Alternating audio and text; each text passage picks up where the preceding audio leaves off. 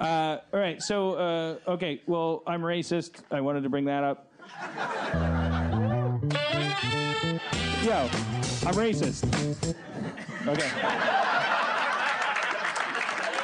I really am. It's official now because... I've never doubted that for a minute. well, okay, I did, and now I'm like... Well, really... yeah, like you said earlier today, you obsess about race, but what's the difference? At some point, right, you can cross a Rubicon of obsession about race. And I crossed it today because I was like, I was sitting at the hotel bar, and there's pictures on the wall of like famous people that I either stayed in the hotel or whatever, but it's like black and white photos. And so it's like, it all has like this 60s vibe. And there's a guy laying in bed, and I was like looking at the camera, like he's like, I just assume it's just a wall of famous people. And I'm from LA, and so I'm just like, oh, it's just pictures of famous people that from the 60s that stayed here.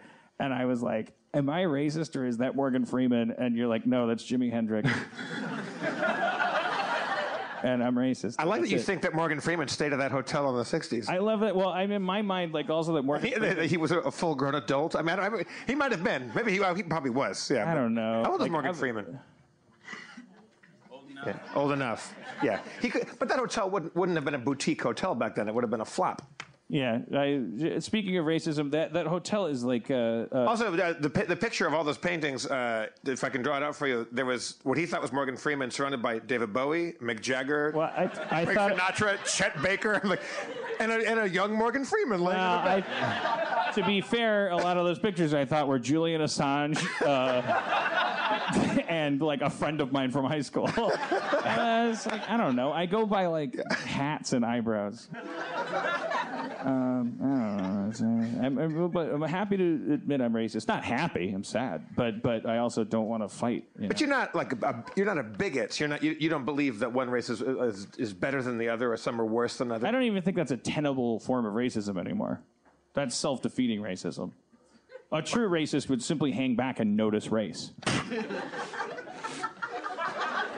And so I guess I'm one of them. I didn't want to be. I don't want to be.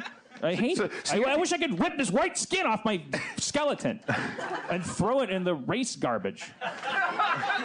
And God will ensure that happens. But in the meantime, I'm a holdover. I'm a strange like skeleton, like in your museum. I'm like race noticer. That's it.